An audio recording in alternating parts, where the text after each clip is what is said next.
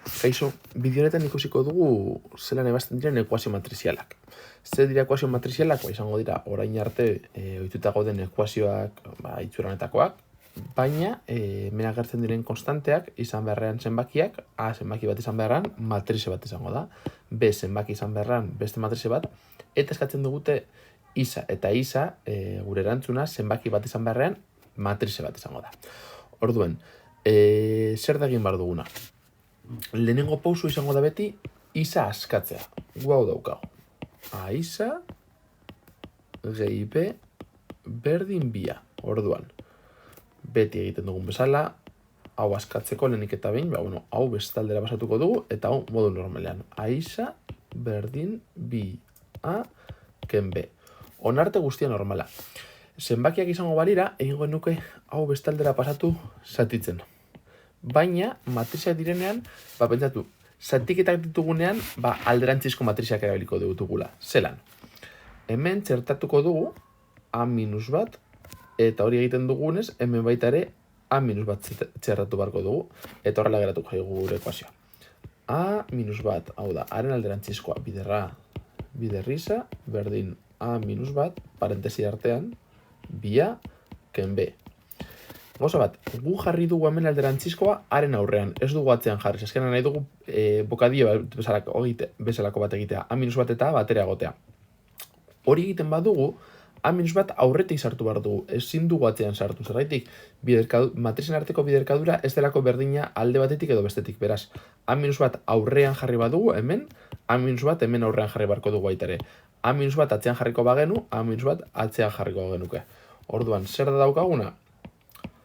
Horrelako gauzat ditugunean, badakigu hori dela identitate matrizea, eta identitate matrizea bider matrizea da matrizea, eta lortzen dugu, hau, isa berdin A minus bat, bi A, ken B.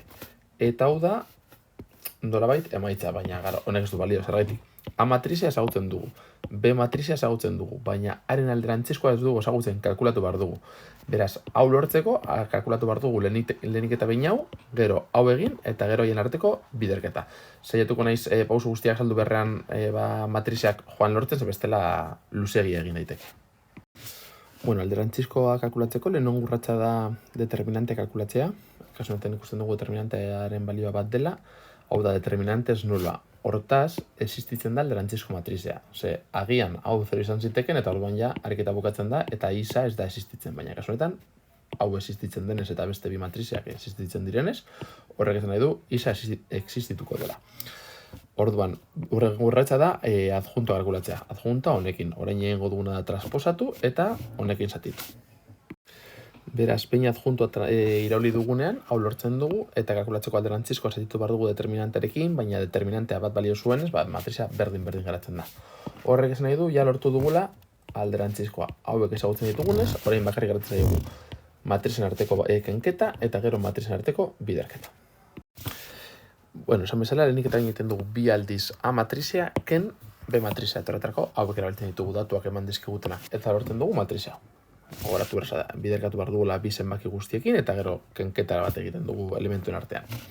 Eta ondoren biderkatu behar dugu haren alderantzizkoa, kalkulatu duguna, bider oraintzi bertan lortu duguna. Gogoratu biderketak egiterakoan, egiten direla errenkadak eta zutabeak, hau da, bat, bider bat, gehi 0, bider sortzi, gehi minus bat, bider minus amabi, horrek ematen du amairu. Eta horrela joan bargara, elementu guztiak lortzeko.